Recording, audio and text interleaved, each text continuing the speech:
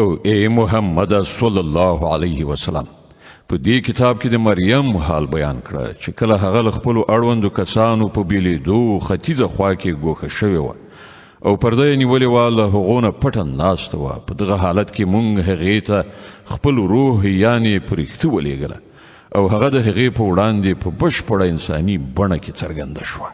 مریم ناڅاپه نارې کړې چې که ته کوم له خدایه ویریدونکی سړی نو زه له تا نه د رحمان پناه غواړم، ما ته مه رانږدې کېږه. هغه وویل زه ستا د پروردګار استازی یم او د دې لپاره لیږل شوی یم چې تا ته یو سپېڅلی هلک درکړم. مریم وویل زما به څنګه هلک وشي چې کله زه کوم بشر لمس کړی قدرې نه یم او نه زه کومه بدکاره ښځه یم.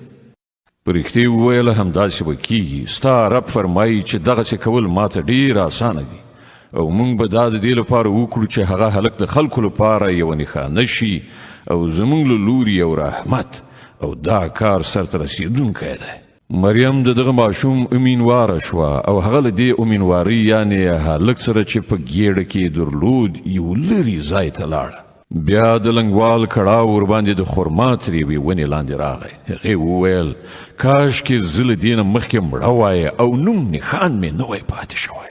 پرښتې له لاندې هغې ته غږ وکړ، ویې ویل مه خفه کېږه، ستا پروردګار تر تا لاندې یوه چینه بهولې ده او ته لږ غوندې د دغې ونې ډډ وخوځوه، پر تا به خوږې ښېرازه خرماوې راتویې شي. نو وخوره وڅښه او خپلې سترګې په دغه هلک روښانه کړه. بیا که کوم یو انسان دې ولیدو نو ورته ووایه چې ما د رحمان خدای لپاره روژه نظر منلې ده، له دې امله نن به زه له هیڅ چا سره خبرې ونه کړم. بیا هغه له دې ماشوم سره خپل قوم ته راغله. خلکو وویل ای مریم دا خو تا ستر جرم وکړ، ای د هارون خورې، نه ستا پلار کوم بد سړی و او نه ستا مور کومه بدکاره ښځه وه. مریم د ماشوم لوري ته اشاره وکړه.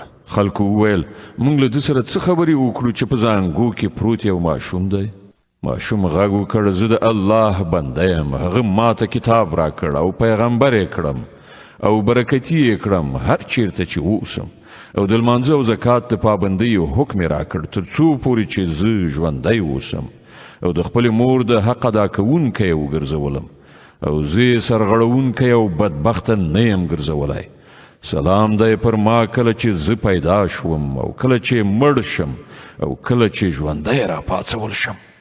دغه دی د مریم د زوی عیسی سرګذشت او دغه د هغه په باب هغه رښتیانۍ خبره چې په هغه کې خلک شک کوي. د الله دا کار نه دی چې هغه څوک په زوی ولی ونیسي، هغه پاک ذات دی. هغه چې کله د کومې خبرې فیصله کوي نو وایي چې شه او همغسې کیږي. او عیسی ویلی و چې الله زما رب هم دی او ستاسې رب هم، نو تاسې د هغه بندګي وکړئ، همغه سمه لاره ده. خو بیا بېلابېلو ډلو په خپلو منځو کې په اختلاف لاس پورې کړ. نو کوم خلک چې کافر شول د هغو لپاره به هغه وخت د سترې تباهۍ وي چې کله هغوی یوه لویه ورځ وګوري. کله چې هغوی زموږ په وړاندې حاضر وي په هغه ورځ خو به د هغوی غوږونه هم ښه اورېدونکي وي او سترګې به یې هم ښې لیدونکي وي، مګر نن دغه ظالمان په څرګنده ګمراهۍ کې اخته دي. ای محمد صلی الله علیه وسلم په دغه حالت کې چې دوی غافل دي او ایمان نه راوړي، دوی له هغې ورځې نه وویروه چې کله فیصله وکړی شي او له پښیمانتیا پرته بله چاره نه وي. پای کې به همدا موږ د ځمکې او د هغې د ټولو شیانو وارثان یو او ټول به زموږ لوري ته راوګرځول شي.